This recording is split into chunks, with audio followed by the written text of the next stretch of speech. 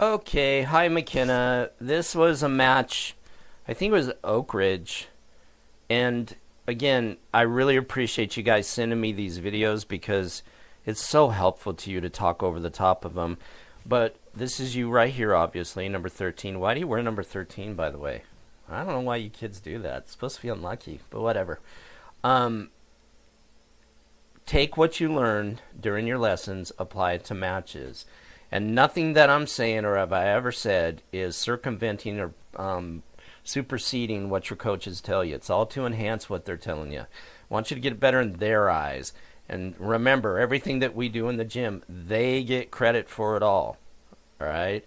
So, looking around, we're just going to kind of talk. This isn't that long of a video. It's only like 20 seconds, but it's going to be several minutes. Just looking at different things that we've spoken about, and I want to remind you of when you play. Okay, let me go back just a sec, if I may.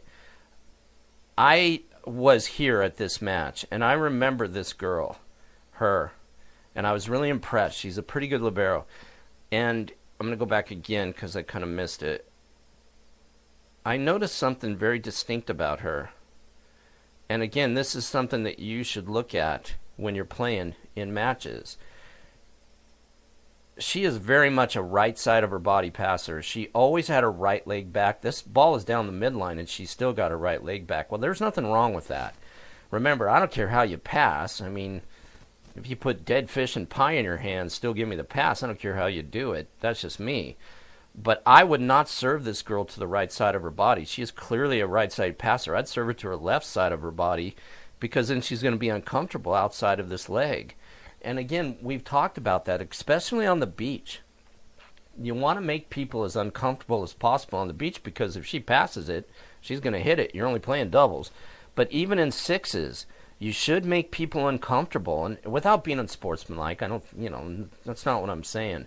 But don't serve this girl don't serve it at her and don't serve it to the right side. It's where she wants it. Serve it to the other side of her body. And you've seen me serve and make baskets in a basketball hoop before, so you know that it can be done. You can put the serve where you want it to go. So there's just one observation. Right side passer, I'd never put the ball on the right side of her body. A little bit of a late jump, not too bad, but remember, everything you're doing and as a setter is to be deceptive to this person, the middle blocker. We don't want her getting outside either side to double block. So whatever you can do to deceive her is imperative. And the honest goodness truth is, if you get here early, then you have more time to set up that deception. And we've spoken about this endlessly, and you're getting better at it. I saw you do it the other day in that little group that we had, little tiny group. You look like you were setting a back one, but you went to your four. Even though I don't play anymore, McKenna, it was still very deceptive to me. I don't play, but my eyes still work. And don't laugh at me. But it's about your deception. It's not about great setters. You can teach anybody to use their hands. That's not hard. But a setter has to be deceptive. And you are the quarterback, so you have to run the show and run your team. So getting there early is going to give you more opportunity to be deceptive to this person. Okay, and you said it quick, and it's a second tempo quick. She's late, and we've talked about this before. I want to reiterate, I am not trying to coach your team. It's none of my business. I care about you. So running this slow of a tempo gives this girl far more time to commit to this set. Even more importantly, these two people have plenty of time to join it. They're already bunched up. I don't know if they're swing blocking or not, but they're close to each other. They should have joined this block and triple block this low set, which is very hard to attack against. There is no question. And we've talked about the rules before. Everything is the laws of the universe, okay? Your eyes have the fastest muscle group in your body, so I can see things much quicker than I can move to them. And if I see this second tempo as a middle, I can make a greater commitment knowing that you're not going outside. And when I say a greater commitment, I can use more of my jump.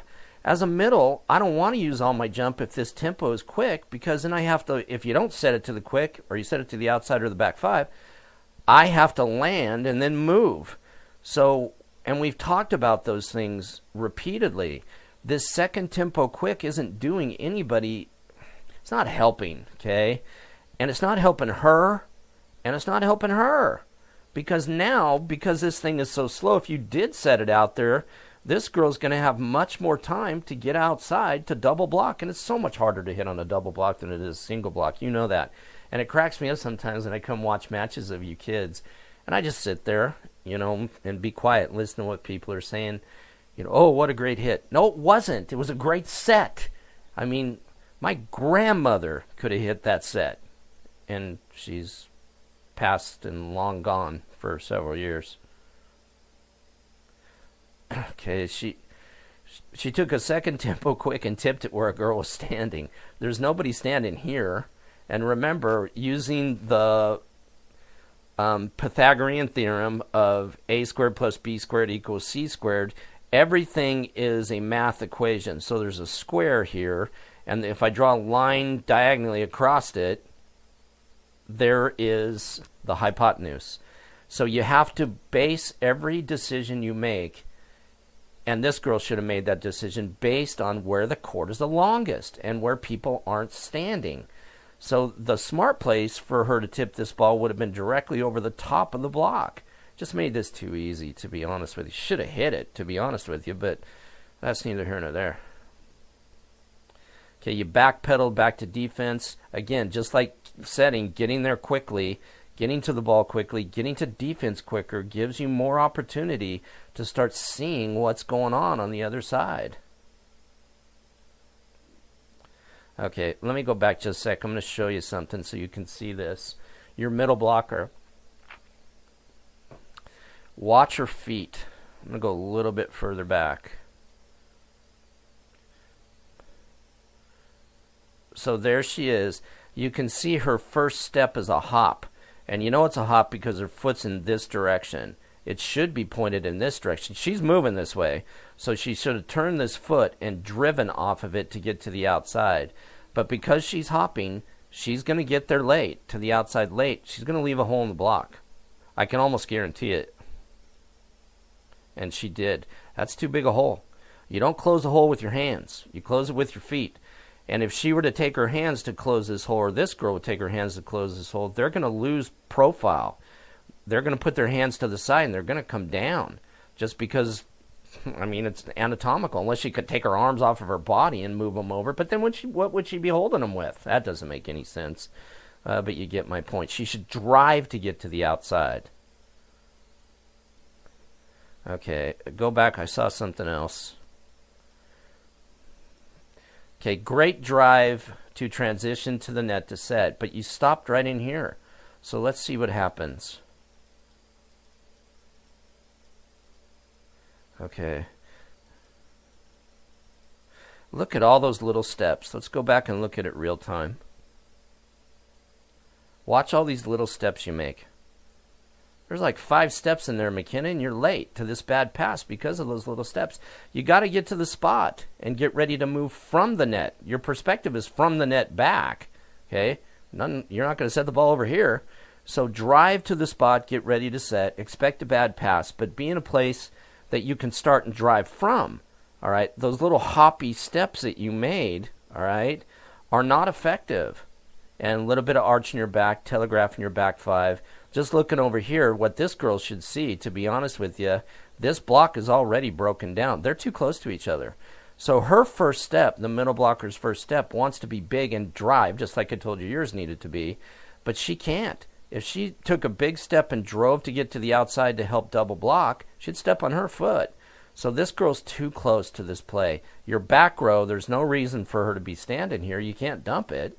So, again, little things to think about. So just look at this picture for a minute, McKenna, and tell me, if you were here, all right, on this set, and given it is a good set, I don't know, we haven't seen it yet, what angle would be available? Again, it's all math. Sorry about this silly little drop down I have to fight. I can't get rid of it. The line is going to be open. These two are going to be late to get to the outside. and the set wasn't very good. But that's okay. I mean, we all get to make mistakes, right? Not a big deal. So, whatever. So anyway, those are just things, McKenna, to think about and talk about. And again, I really appreciate you sending me this stuff. It's nice and quiet, and I'm just sitting here looking at it and kind of analyzing. I don't mean to be nitpicky, but if you can get to a point where, the tiniest of details are comprehended by you, it's just going to make you that much better player and that much more effective. So I hope it helps. And there you are.